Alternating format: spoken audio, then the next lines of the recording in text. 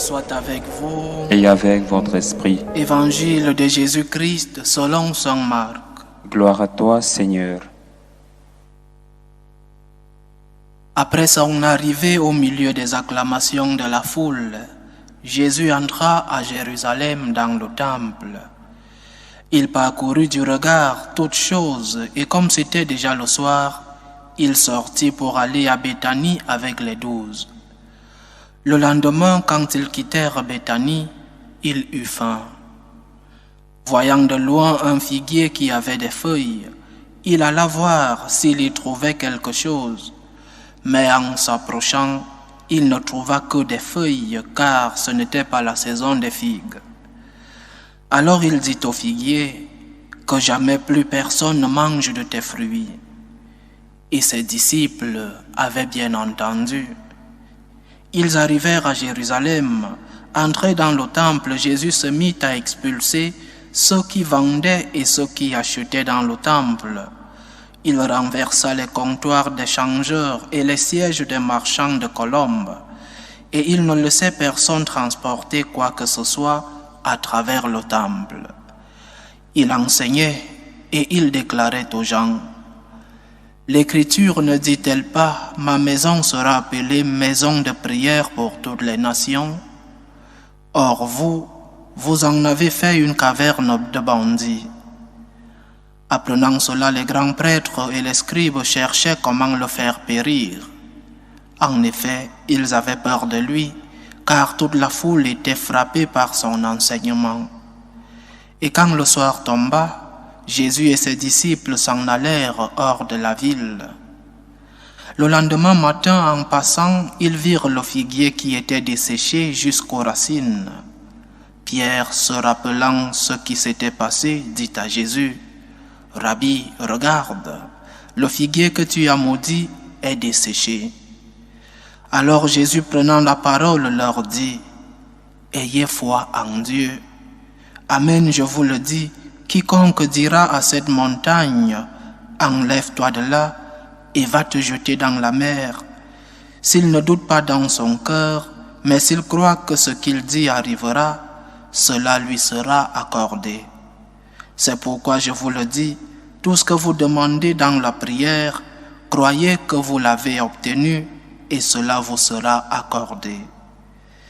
Et quand vous vous tenez en prière, si vous avez quelque chose contre quelqu'un, pardonnez, afin que votre Père qui est aux cieux vous pardonne aussi vos fautes.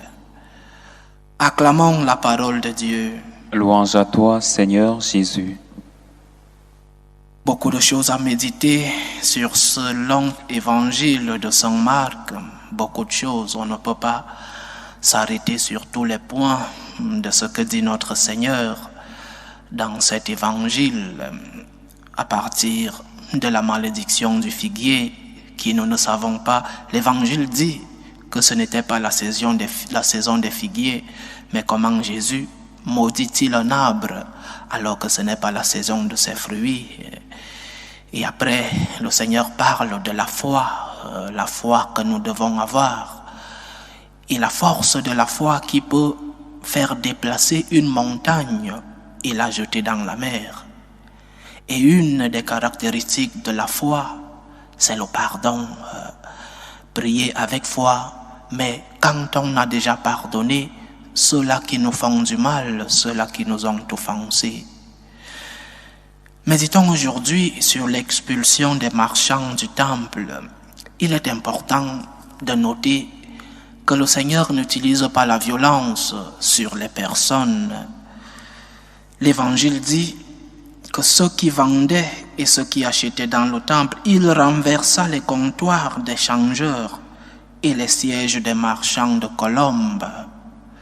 L'Évangile ne dit pas qu'il a frappé sur quelqu'un.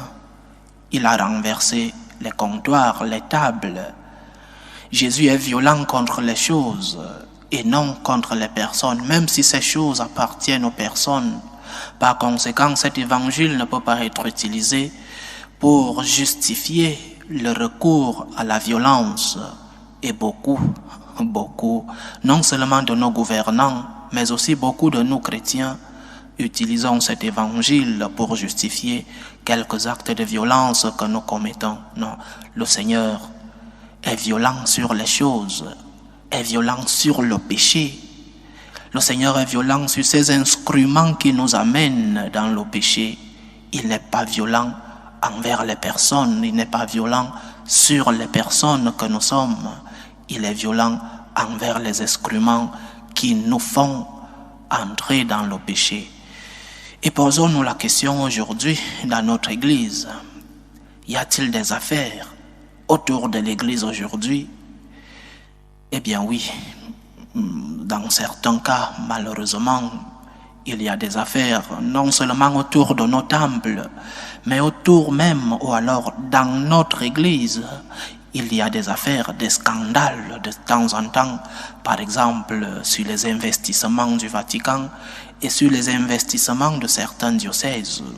Un scandale aujourd'hui, un autre demain. Malheureusement, c'est vrai, des commerces, des hommes d'église qui se font autour de nos temples ou dans nos temples. Malheureusement encore, ça existe. Mais cela m'inquiète moins que ce que dit le Seigneur à continuation.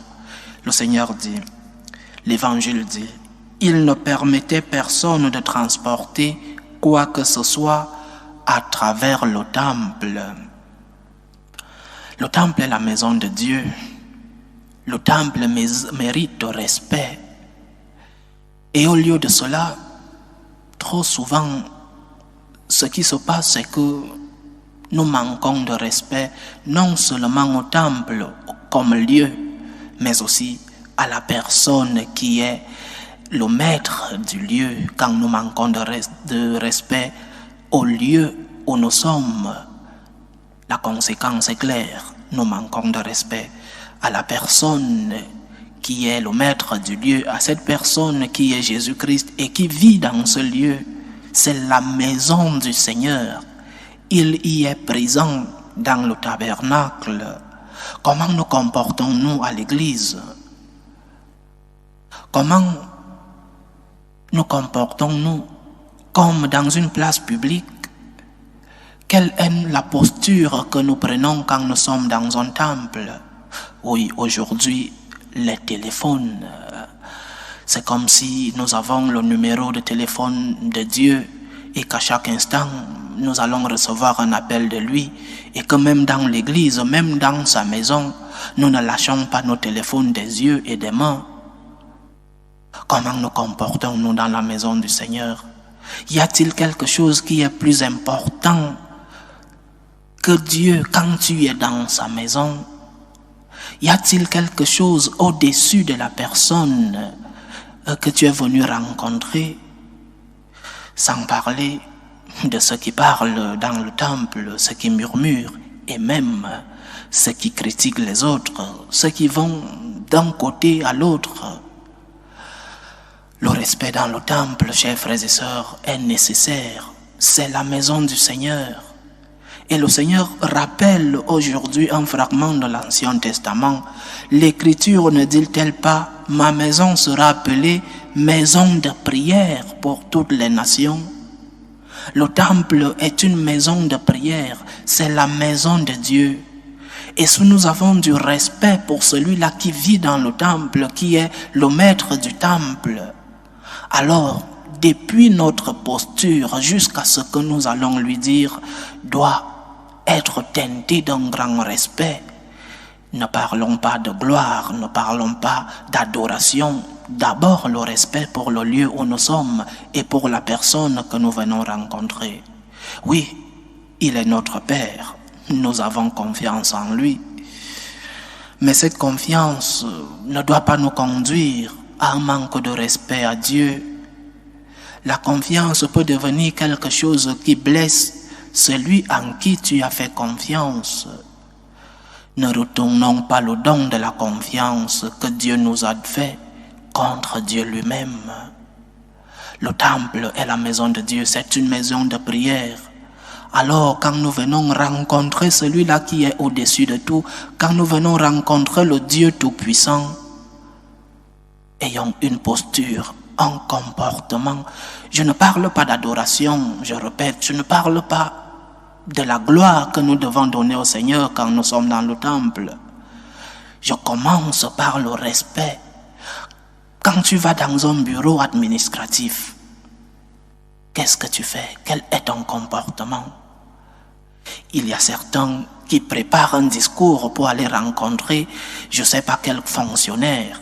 Mais quand on vient à l'église, on se comporte comme si nous étions dans un marché. Non, chers frères et sœurs, le temple est une maison de prière. Nous venons rencontrer le Tout-Puissant. Avec toute la confiance qu'il nous a fait, nous devons lui rendre cette confiance en sachant qu'il est Dieu. Il est notre Père, il est notre ami, mais il est Dieu.